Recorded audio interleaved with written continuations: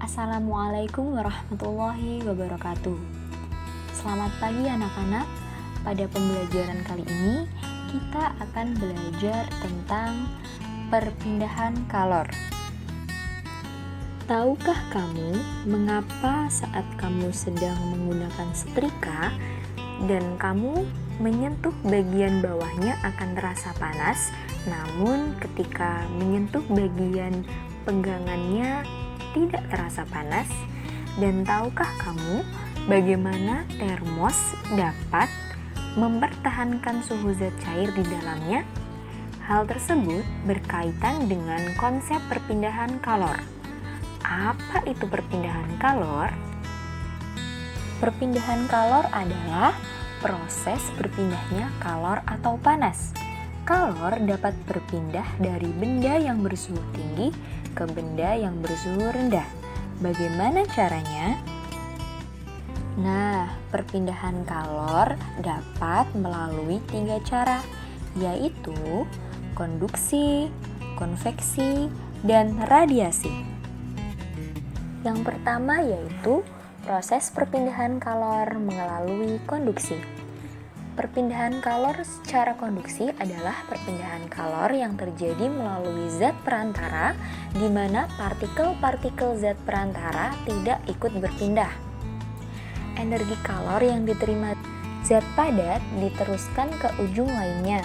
Selama perpindahan energi kalor, bagian-bagian zat padat yang dilaluinya tidak ikut berpindah karena sifat molekul zat padat adalah tidak berpindah-pindah atau tetap. Kalor hanya merambat saja, sedangkan zat padat sebagai penghantarnya.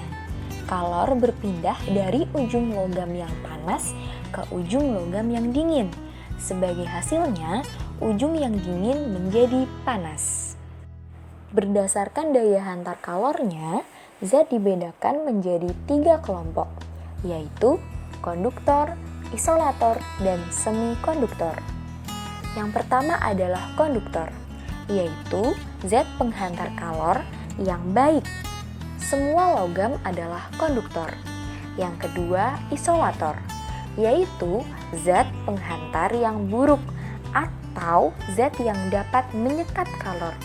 Contohnya, kayu, plastik, gabus, karet, air, dan udara. Yang ketiga adalah semikonduktor, yaitu zat yang bersifat setengah isolator dan setengah konduktor. Contohnya gelas dan ebonit. Berikut adalah contoh benda-benda yang bersifat konduktor dan benda-benda yang bersifat isolator.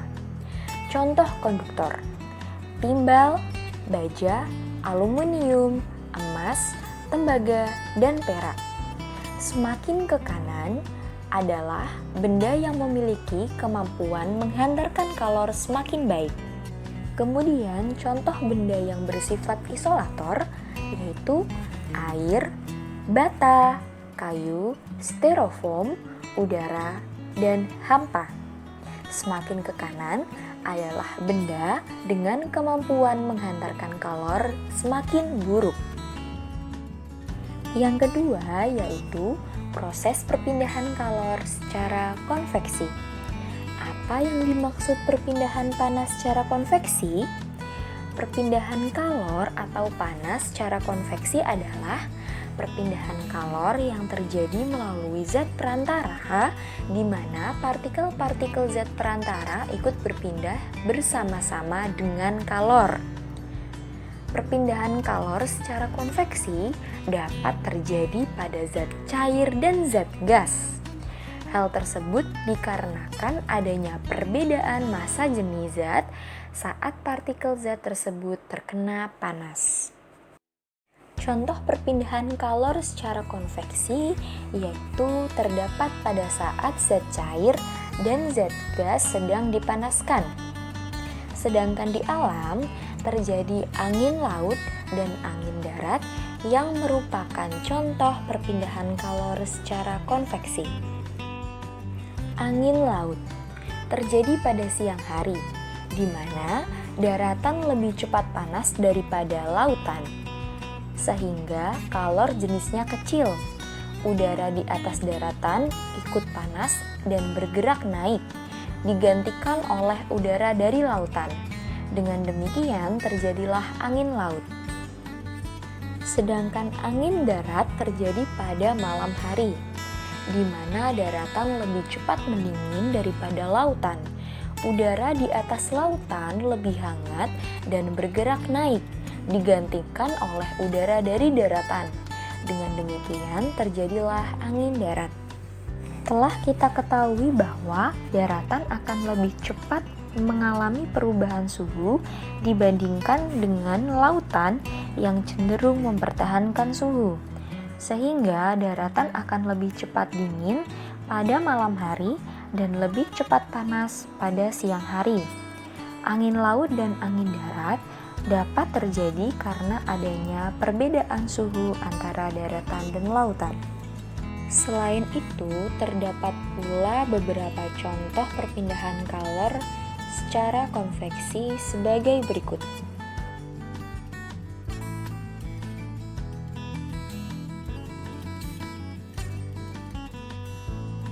Yang ketiga yaitu proses perpindahan kalor secara radiasi. Apa yang dimaksud dengan perpindahan kalor secara radiasi? Perpindahan kalor secara radiasi adalah perpindahan kalor yang terjadi secara langsung dengan cara pancaran dan tanpa membutuhkan zat perantara apapun.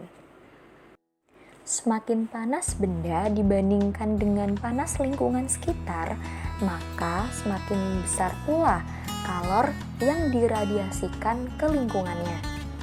Sedangkan semakin luas permukaan benda panas, maka semakin besar pula kalor yang diradiasikan ke lingkungannya. Sebaliknya, semakin rendah suhu benda, maka semakin besar pula kalor yang diterima dari lingkungannya.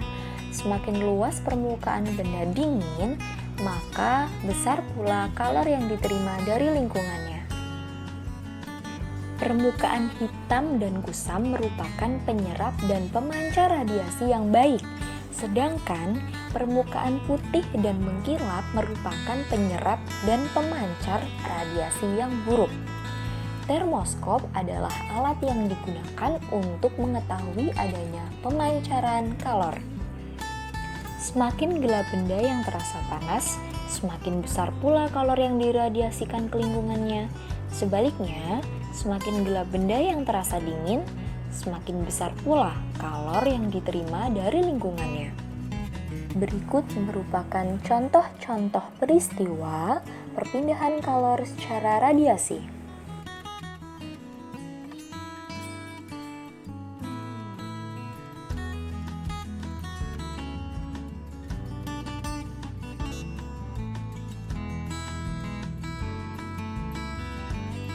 Contoh kalor dalam kehidupan. Pada malam hari, bumi tidak menjadi dingin sekali karena atmosfer berperan sebagai isolator sekaligus berperan sebagai media konveksi udara. Pada siang hari yang terik, sepatu dan sandal berfungsi sebagai isolator sehingga telapak kaki tidak terasa panas. Pada gagang setrika maupun alat-alat masak dibuat dari plastik supaya tidak panas. Di antara dinding termos dibuat hampa udara sehingga kalor tidak merambat secara konduksi dari dinding dalam ke dinding luar, maka panas air dapat dipertahankan. Radiasi matahari digunakan untuk penguapan, misal pada penjemuran pakaian ataupun kristalisasi garam dari air laut. Berikut merupakan contoh konsep kalor pada peralatan masak yaitu panci. Sekian video pembelajaran kita kali ini. Kurang lebihnya mohon maaf, semoga bermanfaat. Wassalamualaikum warahmatullahi wabarakatuh.